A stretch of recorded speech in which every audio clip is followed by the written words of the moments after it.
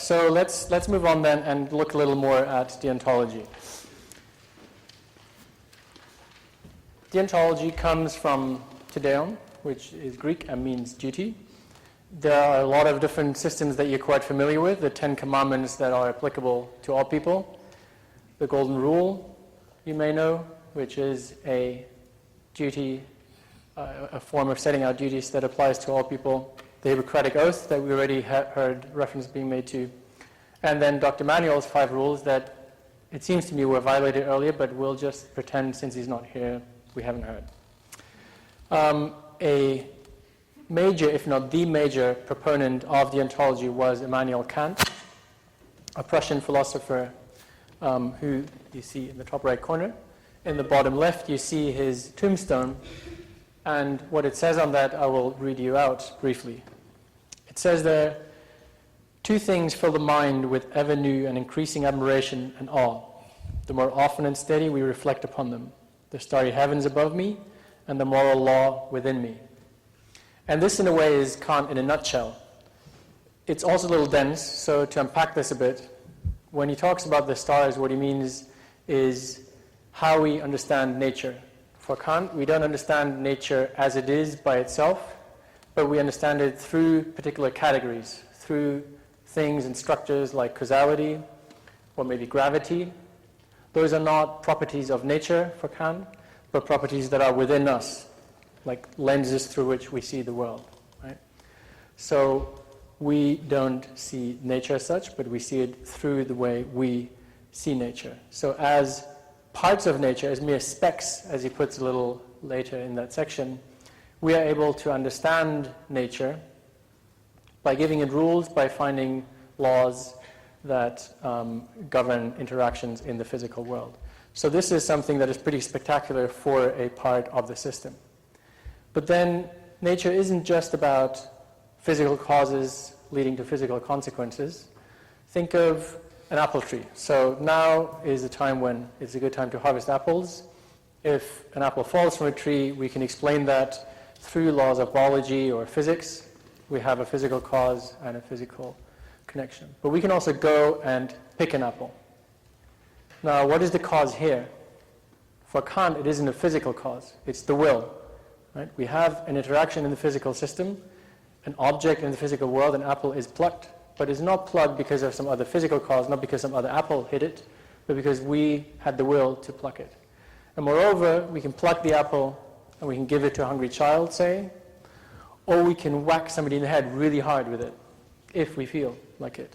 And that is the most important thing for Kant, of course, we can think about which of those actions is right and which isn't. So just as we can ascribe laws to nature, Kant thinks we also have the ability to ascribe laws to morality. And we can do that in a way that is independent from nature. Remember, the starting point for utilitarians was empirical. It was, we do strive for pleasure, and that is what we should maximize. This is the complete opposite, and in many ways, Kant is the complete opposite. So what Kant does in the groundwork is to pursue exactly that question. If we can give laws to nature, what laws should we give ourselves for our moral conduct? This is the question of the groundwork that, again, was part of the reading. He starts out with quite a powerful sentence here to say there is nothing it is possible to think of anywhere in the world, or indeed anything at all outside of it, that can be held to be good without limitation, excepting only a good will. He goes on to explain, the good will is good not through what it effects or accomplishes, not through its efficacy for attaining an intended end, but only through its willing, that is, good in itself and considered for itself without comparison, is to be estimated far higher than anything that could be brought about by it in favor of any inclination, or indeed, if you prefer, the sum of all inclinations. And I'm sure you have a good sense of who he's arguing against here, right?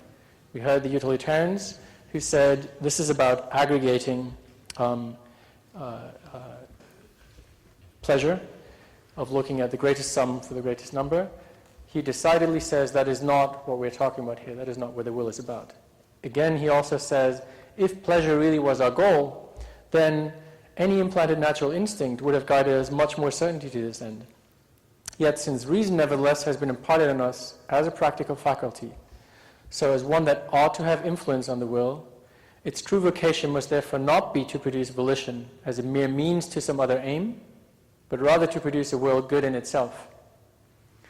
Yeah. So if you compare the two views we had so far, for Mill, consequences matter. For Kant, they matter not at all.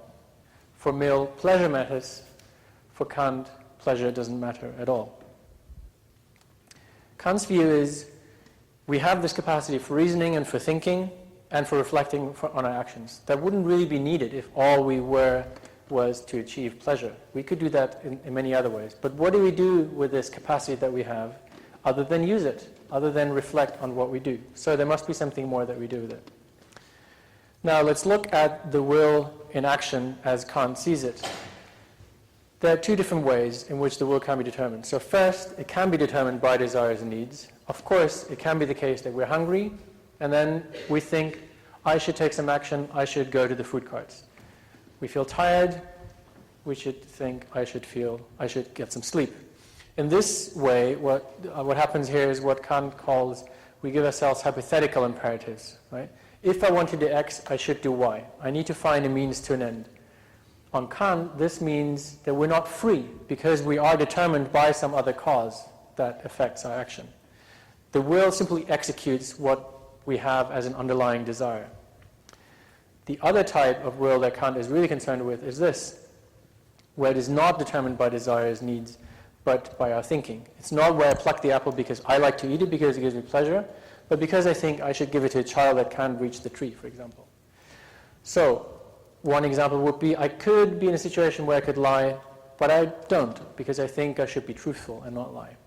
Or I could be mean to somebody, like hit somebody with the apple in the head, but I should treat them with respect and shouldn't be doing this. This is what Kant calls categorical imperatives. So these imperatives are determined within us. They're not prompted by some event in nature, physical nature alone, that is.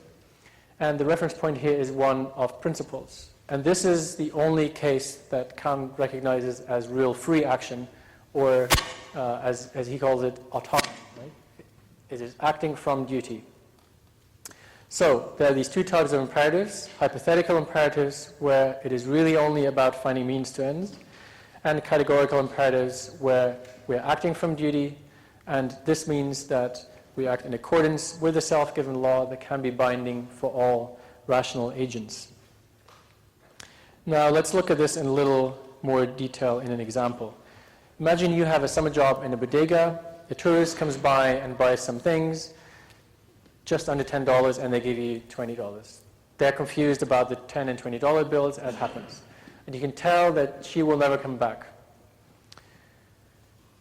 Very unlikely that she'll remember where the $10 has gone. You can tell she's quite well off. And even if she checks, she won't really locate where it happened. Now, an actuary would make a calculation like this. $10.50 for me, no pain for the tourist. Let's do it. You know? Nobody gets hurt. Only benefits all around.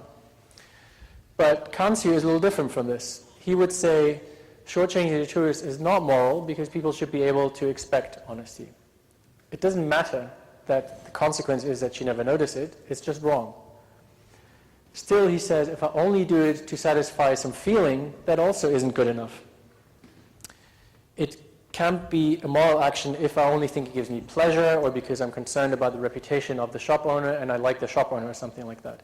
The only reason for Kant why this is right is because you think that everybody could will this. And think back to the initial example about the starry sky and the moral law. He's really thinking about this in that sense, that it should become a universal law that everybody could do. Only then is it autonomous. Here's another example, one of promise keeping.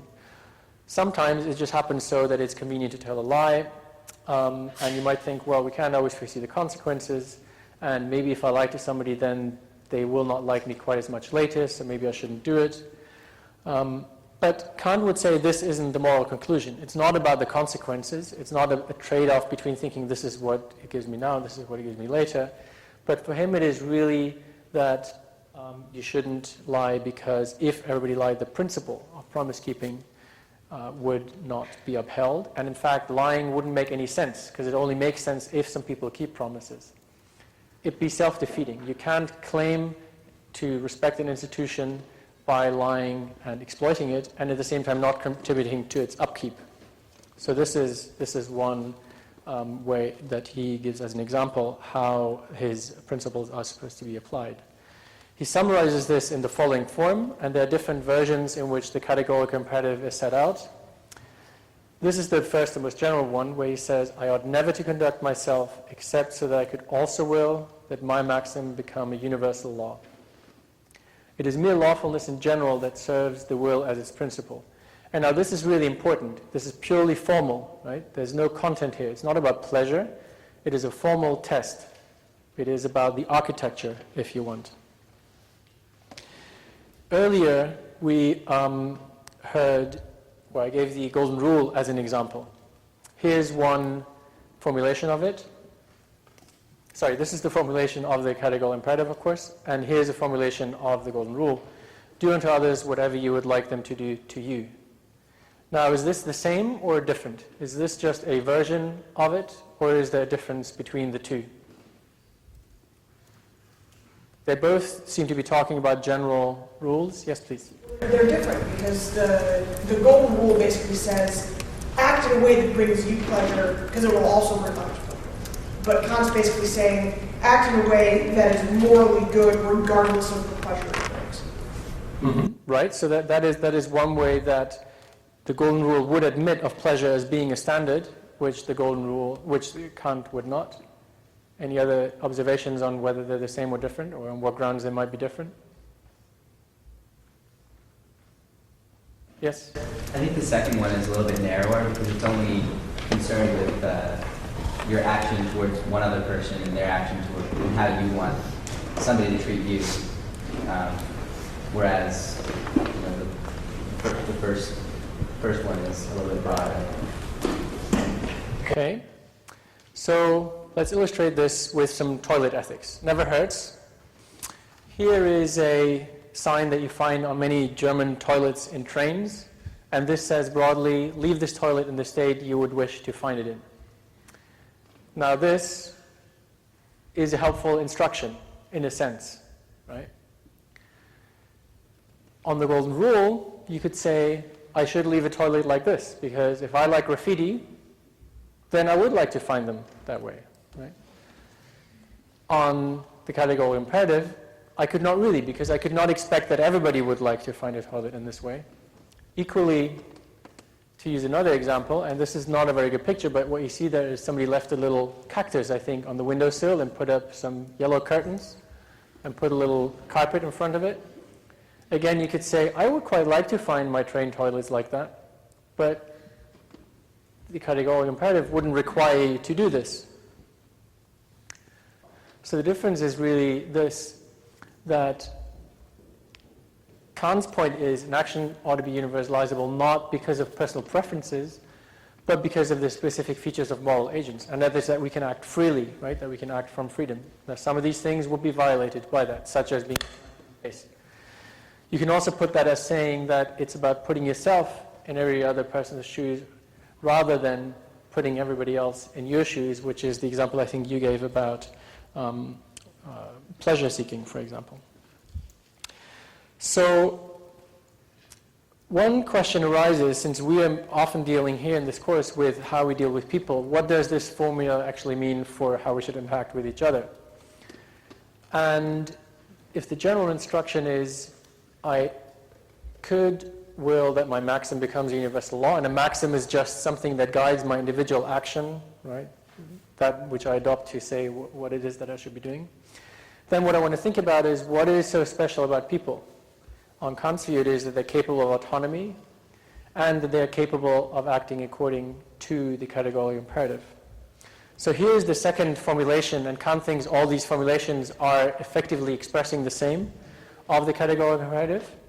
And here he says, when it comes to people, both other people and ourselves, act so that you use humanity as much in your own person as in the person of every other, always at the same time as an end, and never merely as a means.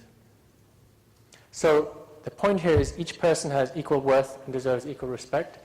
Contrast that to the utilitarian view where everybody counts for one related to the amount of pleasure that a person is currently or in a future sense capable of having, right? This is simply about a person being a person. Now, this doesn't mean that we must never use people as means. I'm employed, I'm used as a mean to do something. This man is employed to build something. That obviously is perfectly compatible with it. But it means that you should never use somebody merely as a means, and obviously working somebody to death is exactly that. Then you use somebody merely as a means and as nothing else.